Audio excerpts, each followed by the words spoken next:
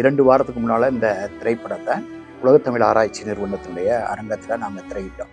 எனக்கு திரைப்படங்கள் சார்ந்த அந்த தொழில்நுட்பம் சார்ந்த இயக்குதல் சார்ந்த அக்கறையும் ஈடுபாடும் எனக்கு தனிப்பட்ட முறையில் உண்டு. 19-20 அந்த விவேசினி அப்படிங்கிற படத்தை எடுத்திருக்காங்க.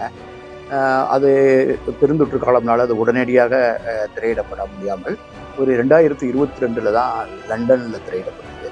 அப்புறம் UK, United States of America, இந்த பல இடங்களில் பல்கலைக்கழகங்கள் இந்த மாதிரி இதெல்லாம் திரையிட்டு இதை பற்றி ஒரு பேசுபொருளாக எல்லாரும் பேசுகிறாங்க.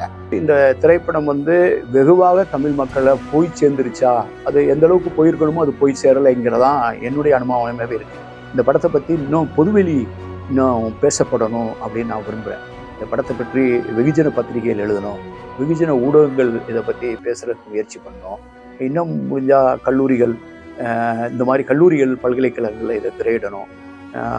ஒருவேளை விவேசினி படத்தை பற்றிய ஒரு உரையாடல், ஒரு கருத்தரங்கம், அதை சூழலியல் சார்ந்த சமகால நிகழ்வுகளோட தொடர்புபடுத்தி பார்க்க வேண்டிய ஒரு நோக்கு தேவைன்னு நினைக்கிறேன்.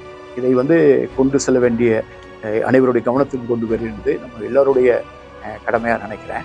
இது ஒரு பகுத்தறிவு சார்ந்த ஒரு கருத்தியலை, ஒரு அணுகுமுறையை இது முன்வைக்குது. ஆனால் அதே நேரத்தில் இந்த பகுத்தறிவு பேசுகிற இந்த ஒரு படம் ஒரு பிரச்சார படமாக இல்லாமல் அதை நான் பகுத்தறிவு பேச போகிறேன்னு சொல்லிட்டு அறிவிச்சுட்டு பேசாமல், அது கதை சொல்லப்பட்ட விஷயத்தில் நிறைய அமானுஷ்யமான விஷயங்களும் அந்த திரைப்படம் பார்க்கும்போது நான் பார்த்தேன். ஃபியர் ஆஃப் அன்னோன், அறியாதவை குறித்த அச்சம். இந்த அறியாதவை குறித்த அந்த அச்சம் மேலோட்டமாக பார்க்கும்போது ஒரு அமானுஷ்யமாக இருந்தால் கூட அதுக்குள்ளே டீப்பாக உள்ளே போகும்போது அதுக்கு ஒரு அறிவியல் விஷயம் இருக்குங்கிறது தான் நம்ம வாழ்க்கை நமக்கு சொல்லிக்கிட்டே வந்துருக்கு. மண்பானை செய்ய ஆரம்பித்ததுலேருந்து, செங்கல் செய்ய ஆரம்பித்ததுலேருந்து, அதுக்கு பின்னால் நீராவி இயந்திரம் வந்ததுலேருந்து, மின்சாரம் கண்டுபிடிக்கப்பட்டதுலேருந்து, எண்ணிமயமாக்கப்பட்டதுலேருந்து, இப்போ எல்லா சயின்ஸையும் கலந்து இப்போ நம்ம குவாண்டம் என்டாங்கிள்மெண்ட், குவாண்டம் ஃபிசிக்ஸ் இதெல்லாம் பற்றி பேசிகிட்டு இருக்கோம். செயற்கை நுண்ணறிவு காலம், அடுத்து இன்னும் எதிர்காலம் எப்படி இருக்க போகுது தெரியல. இந்த காலகட்டத்தில் இப்படிப்பட்ட ஒரு படம் திருப்பி இன்னொரு உலகத்துக்குள்ளே கூட்டு போன மாதிரி தான் நான் உணர்ந்தேன். அவங்க இந்த காடுக்கும் மனிதர்களுக்குமான ஒரு உரையாடலை காட்சிப்படுத்தும் போது, காடு நல்லா தெரிஞ்சிருக்குன்னு தெரியாத மாதிரி இருக்குது, புரிஞ்சிருக்கு புரியாத மாதிரி இருக்குது. அந்த மாதிரியான ஒரு அப்ஸ்ட்ராக்ட் ஒரு திரைமொழியாக நான் அதை பார்த்தேன்.